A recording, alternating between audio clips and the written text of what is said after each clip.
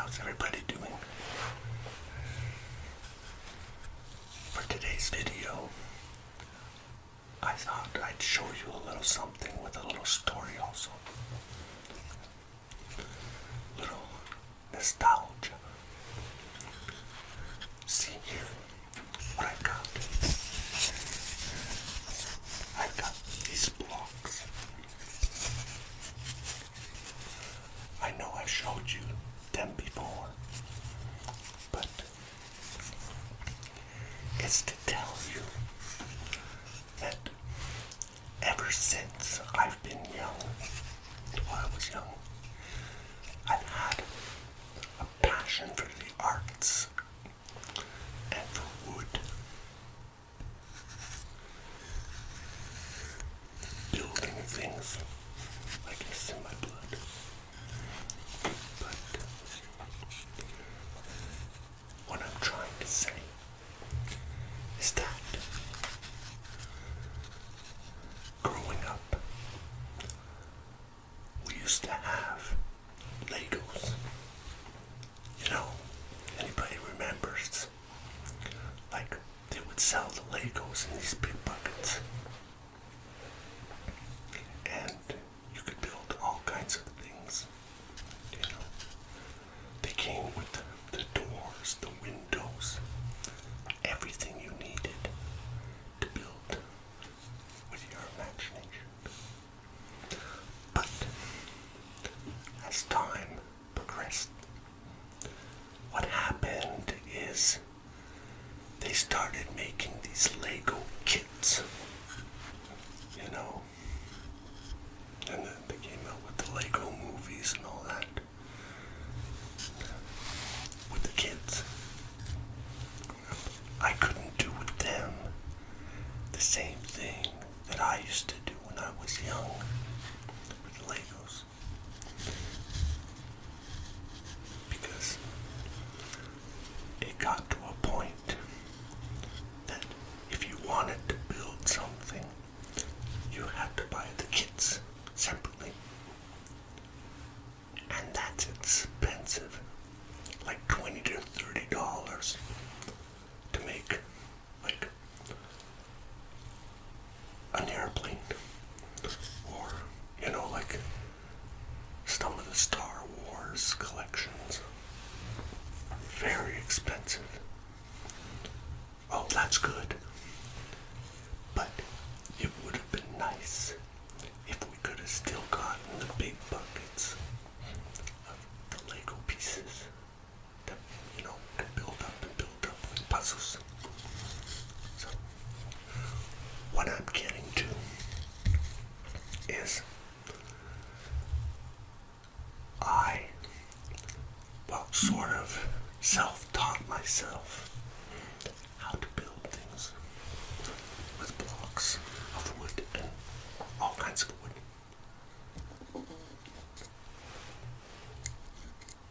What I learned is growing up, you know,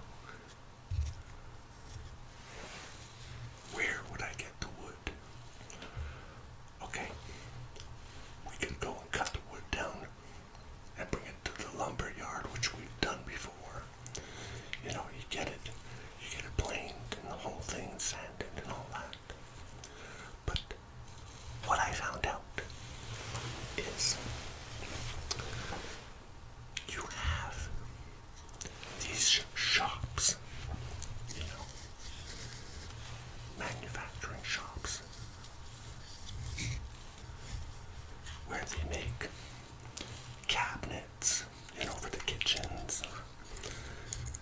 They make all kinds of furniture. And here where I live, I have a shop where they make skids, you know. So I get these blocks in bags, but they're $5 a bag, which you can use for all kinds of projects. But I use them basically for starting wood, for firewood. So, but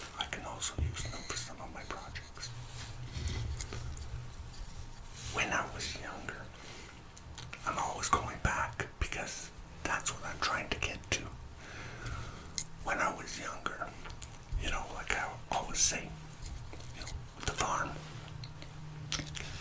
that's where the family, I got an airplane passing by, with the family, the farmhouse. It's getting loud. Come on, fly by. That's extra bonus sounds. You don't get that every day. No. Okay. With the farmhouse. It was 100-year-old centennial farmhouse. And we were renovating it. Family farmhouse. We decided we wanted to put in hardwood floors. And, I'm only in my teens. But by then, I had learned so much. And I would go to these shops and just, out of curiosity, ask them if they had any wood that they were throwing out. Rejects or whatever.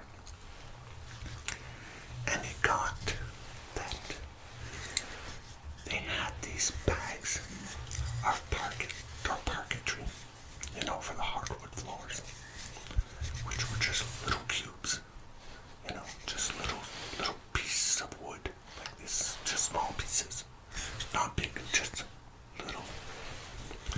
Then, if anybody knows what I'm talking about, a parquet floor, it's all little squares, like a jigsaw puzzle. And they had these bags that you could use, just, for starter wood. It was hardwood, but all little cubes. For 50 cents a bag, and I mean a big bag. 50 cents. Almost like the size of a big garbage bag. And what we did is we bought a whole bunch of bags and brought them home, where we would sort them out because they were rejects, of course. But it didn't matter because there were so many good pieces in the bags that we could sort them out. And lay them down on the floor and make our pattern. You make your pattern. Everybody would get involved. Some nights, be there placing little blocks and little blocks and little blocks. The kids would get involved. Everybody would get involved. It was like an activity week, a family activity if you want. And, okay, it wasn't Legos, but honestly, even the kids enjoyed it. Not my kids, I didn't have any then, I was too young, but, the brothers and sisters, and, even sometimes even the cousins would come over and give us a hand, because we had a lot of floor to cover. And you just glue the blocks down onto the plywood floor, and then when you were finished, you would sand it all down even, nice and even. Then you would give it a coat of varnish or urethane on top.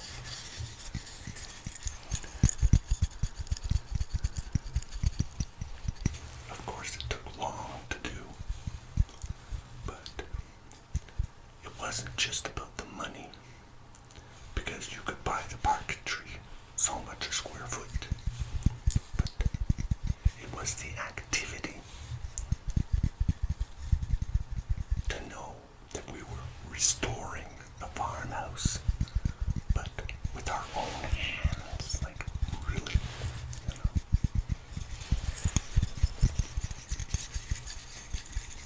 I like the sound of wood. that's what I'm saying. From there on, every chance I would have, I would go around to these shops and ask them if they had any wood, to give away or sell or whatever. I was able to get these pieces of wood, which were slides, for drawers, kitchen cabinets, slides.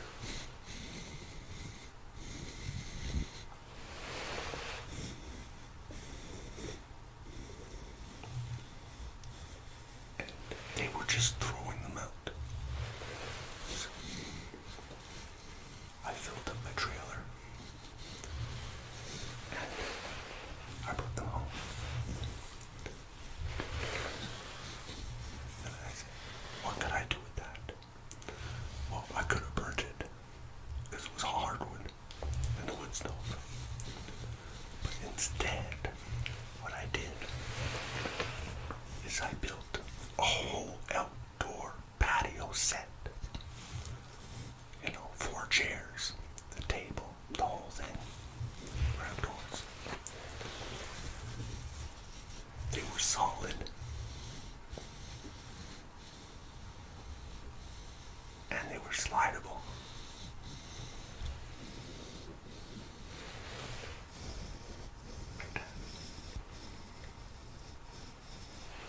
So that's why I'm saying, if you love to play with wood and work with wood and make things, you go to your local, lumber yard or hardware store and you pay a lot for just a plank of wood. But check out the shops in your area. Maybe you're not even aware of what they have. Sometimes you have to go in the back, but make sure it's legal. You could do that and check it out. It's just a little something I wanted, everyone to know if they didn't know. Now, like I said, it's also a great activity. When you have children, you get that game, I think it's called Jenga, where everybody stacks the blocks.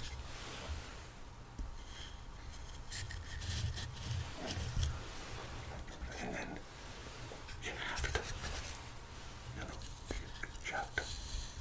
pull the blocks out without everything tumbling down. You can actually make your own games if you want to have some fun. You can build your own games with your own blocks. And then you just pull them out. Like I say. Or you can build things like I showed you, like with my fairy that I made. But I'll also show you some pics. I'll show you some pics of other things that if you haven't seen them already, in some of my other videos, some of the things that I've built besides my garage and houses and construction, construction things. But it's addictive. When you the wood, you smell the wood, different types of wood. You get addicted to the stuff. Just like the song.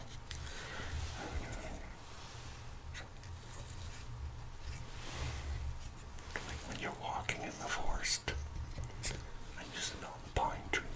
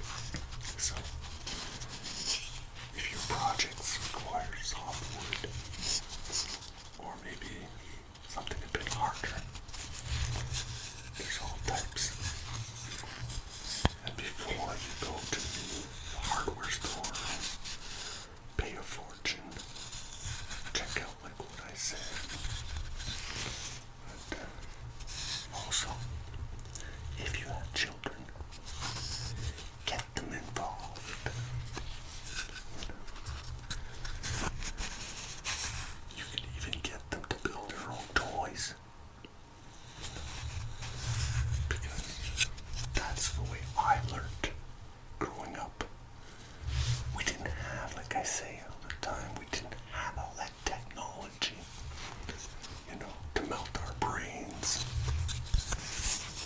We had basic things, and what we could afford, or what my parents could afford growing up. That's why I still do things like that today. As you can tell with the box and every bag I get, I'm so curious to open it and see what I got. It's like I got a Christmas present, and let's open it up. That's the fun part about it. But you have to have a passion for these things. And if you like the arts, you can get a wood burning kit, and you could burn the art into the wood and then varnish it.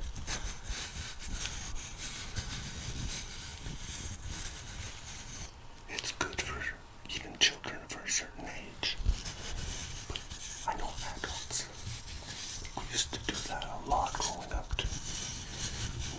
Wood burning, painting on blocks, wood pieces, even, some of the paintings were done on wood. Like when I had my studio and I was in my 20s, 30s, between 20 and 30, and I tried making a studio, an art studio, because I was getting a lot of experience with painting and art.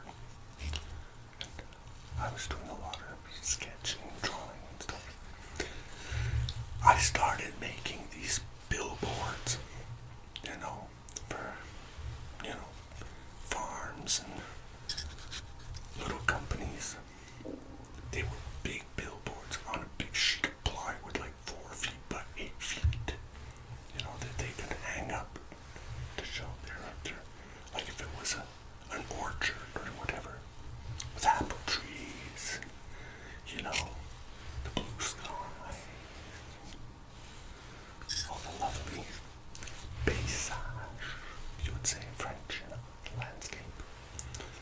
So I would paint these.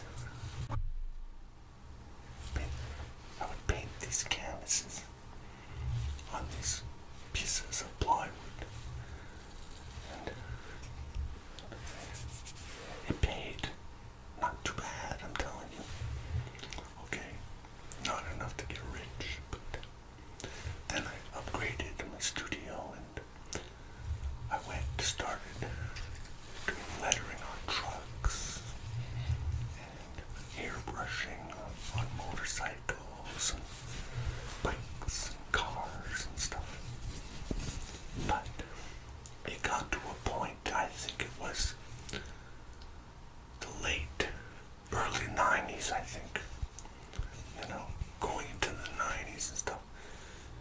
People weren't interested in that stuff anymore. It didn't pay. So I had to let it go. But I always kept up the drawing and the arts.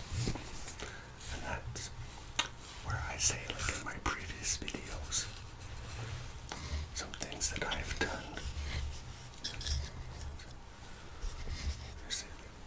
What is all of that? It's just to tell you, if you're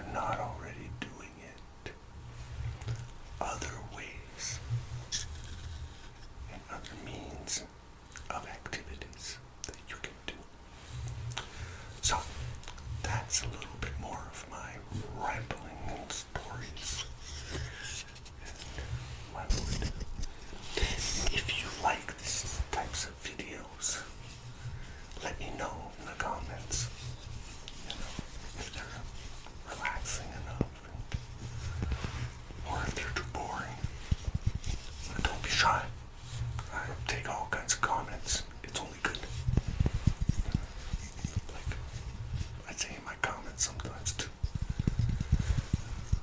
But